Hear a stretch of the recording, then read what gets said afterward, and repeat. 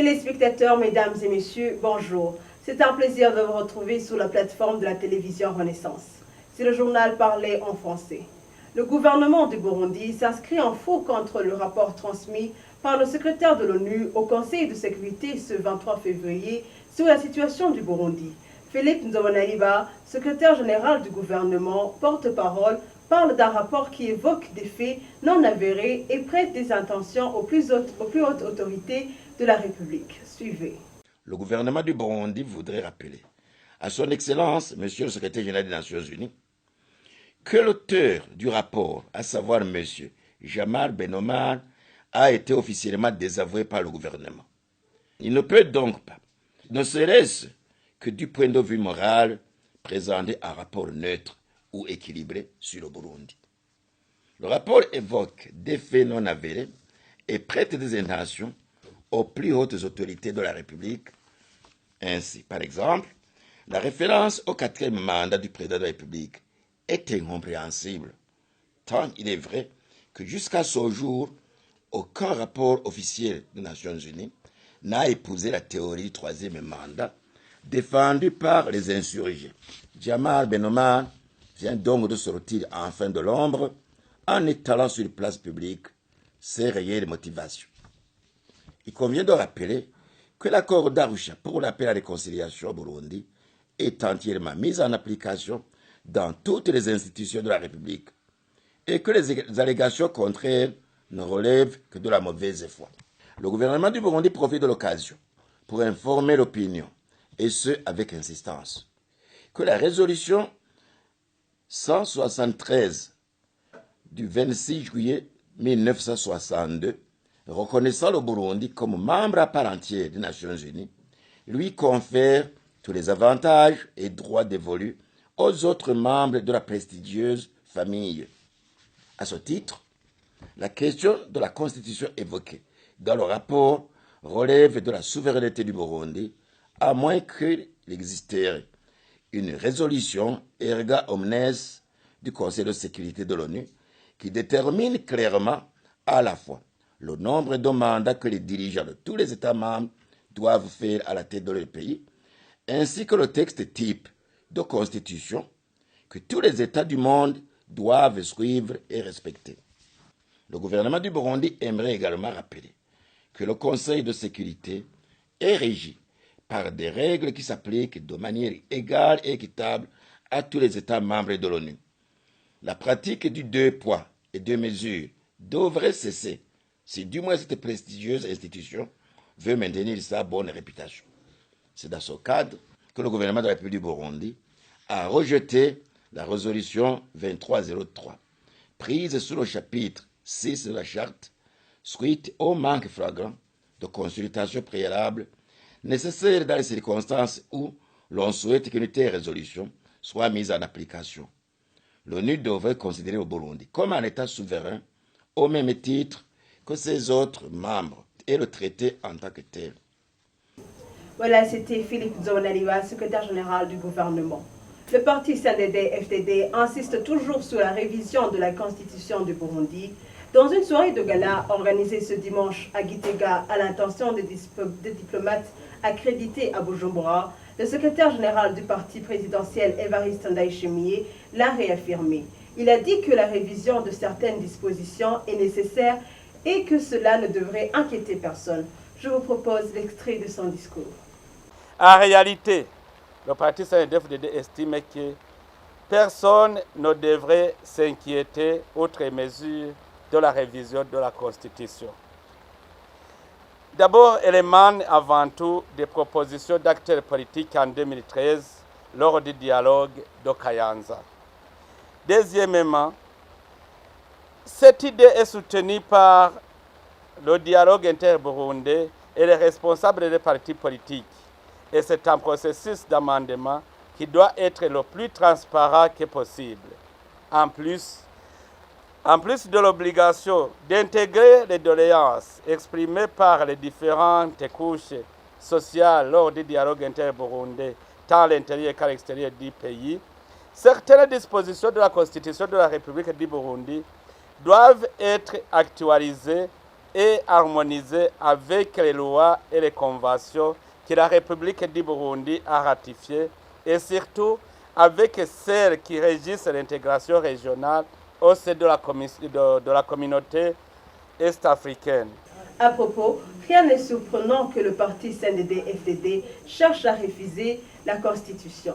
C'est un projet qui a échoué et qui date de 2013 grâce à la mobilisation de certains acteurs politiques et de la société civile. Ce sont les propos de Vital Nshimiyimana, délégué général de FOSC, qui indique que la priorité actuelle de lutter contre l'impunité et la criminalité qui règne au Burundi. Suivez.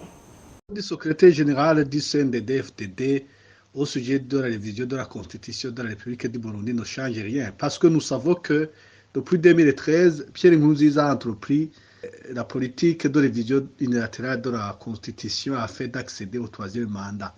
Il n'en a été empêché que par la mobilisation active de la société civile et d'autres acteurs et l'échec à réunir le quorum requis le jour du vote.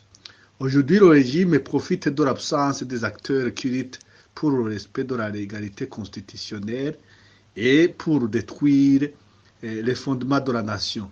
Ce qui est étonnant aujourd'hui, c'est que le régime jouit de la complicité des acteurs politiques dont la vision est vraiment limitée, qui, après avoir accepté d'intégrer des institutions illégales et illégitimes, sont en train d'accompagner un processus qui va aboutir à la réjection lorsque la mission sera terminée. Aujourd'hui, la révision de la Constitution ne devrait pas, par ailleurs, nous occuper tant que nous cherchons une solution à la crise actuelle caractérisée par la violation de la Constitution et d'autres lois, et la répression continue, ainsi que l'impunité des crimes. Voilà, c'était Vital Nshimiyimana, président du FOSC. La CVR ne serait pas encore en mesure de travailler sur les fosses communes au Burundi car il n'a pas encore rempli toutes les conditions telles que prévues par les accords d'Arusha. Les propos sont de Tassian Sibomana, membre du parti UPRONA non reconnu par le pouvoir de Bujumbura, notamment dans la venue des commissaires experts dans le domaine et autres critères dans les témoins oculaires qui ne se seraient réfugiés à l'étranger, les fosses communes seraient confondues. Sur ce, Tassian constate que la vérité ne serait jamais, car il est encore tôt. Suivez-le. Avant même de parler de la conjoncture dans laquelle la CVR est en train de travailler, faisons un peu l'historique de sa mise en place. D'abord, l'accord d'Arusha pour la paix et la réconciliation prévoit que les mécanismes de justice transitionnelle, j'entends par là la CVR et le tribunal spécial, ont pour rôle essentiel de faire éclore la vérité, de promouvoir la justice et enfin la réconciliation, sans oublier la réparation même. Or, vous savez très bien que la commission actuelle est venue dans un climat d'incompréhension entre les politiciens. Je vais faire quelques-unes des dispositions qui parlent justement de 5 experts internationaux qui devaient assister la CVR pour qu'elle travaille compte tenu de la technicité requise en la matière, mais aussi et surtout pour qu'elle travaille sans pencher d'un côté ni de l'autre. Ces experts ne sont pas encore là. Pour ce qui est des dépositions, il est prévu des commissions provinciales d'enquête, des commissions provinciales de dépouillement, des dépositions. Toutes ces commissions n'ont pas encore vu le jour. Parce que justement, la communauté internationale qui n'a pas confiance dans les institutions actuelles ne donne pas les moyens qui étaient prévus au fonctionnement de la CVR. C'est pour cela toutes ces structures qui étaient prévues par cette loi, bien que critiquables dès le départ, ne sont pas toujours là. Troisième entorse, c'est justement cette conjoncture dans laquelle elle travaille. C'est une crise grave qui s'écoule au Burundi depuis l'annonce de la candidature de Pierre Nkurunziza au troisième mandat en violation de l'accord d'Arusha et de la Constitution. Beaucoup de gens ont fui le pays, d'autres sont morts, d'autres gisent en prison. Et parmi tout ce monde-là, il y en a bien qui connaissent ces fosses communes, qui peuvent faire des dépositions sur ce qui s'est passé dans les différentes étapes de nos crises répétitives. Alors, consacrer un travail de la sévère dans ces circonstances, c'est finalement ignorer une partie de la population. Et c'est finalement trahir la vérité qu'on recherche à travers le travail de la sévère. C'est une troisième entorse. La quatrième et la dernière pour moi, il y a une crise de confiance entre une bonne partie de la population et ces institutions issues de la violation de l'accord d'Arusha et de la Constitution. Et d'ailleurs, pour preuve, un des panélistes lors de la conférence publique de vendredi passé animée par la Sévère sur cette question de fosse commune, il en a déjà dit un mot.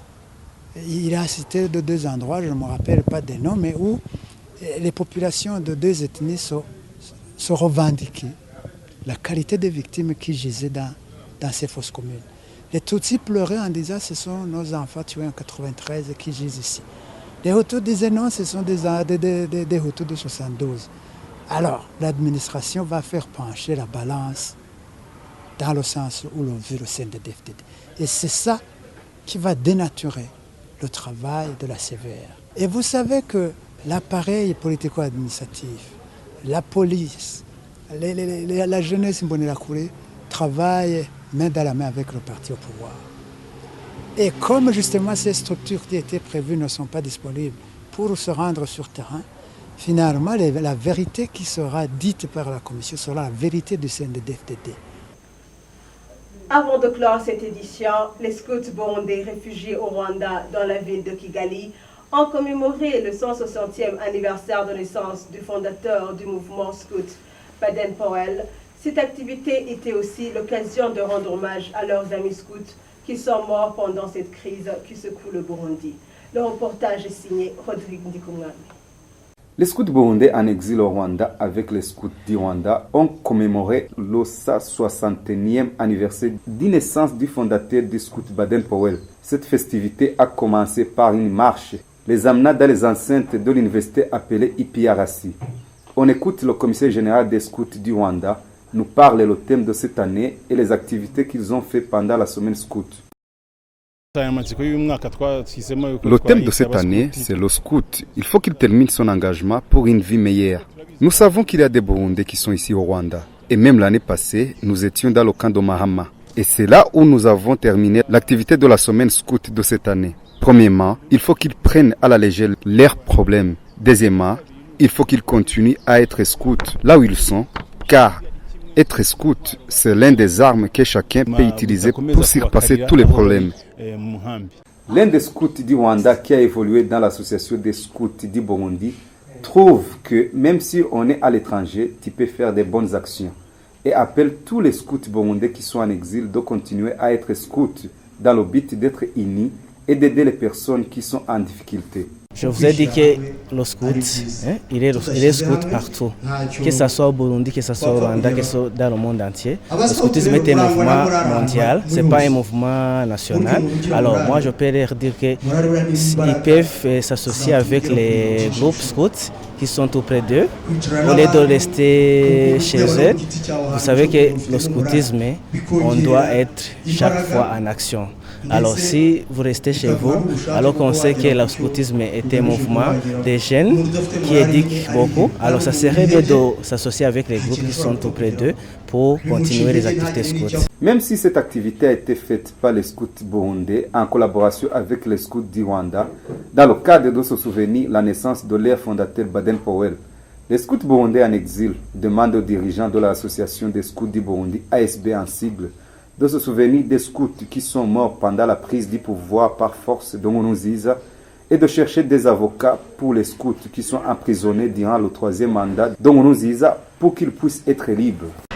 Le message que j'ai donné à ASB, j'aimerais appeler l'ASB de suivre les problèmes pour les scouts burundais se trouvent dans les endroits difficiles. En plus, j'aimerais que l'association des scouts au Burundi suivre les méthodes des prisonniers et des handicapés pour qu'ils encouragent et en leur donnant les soins de santé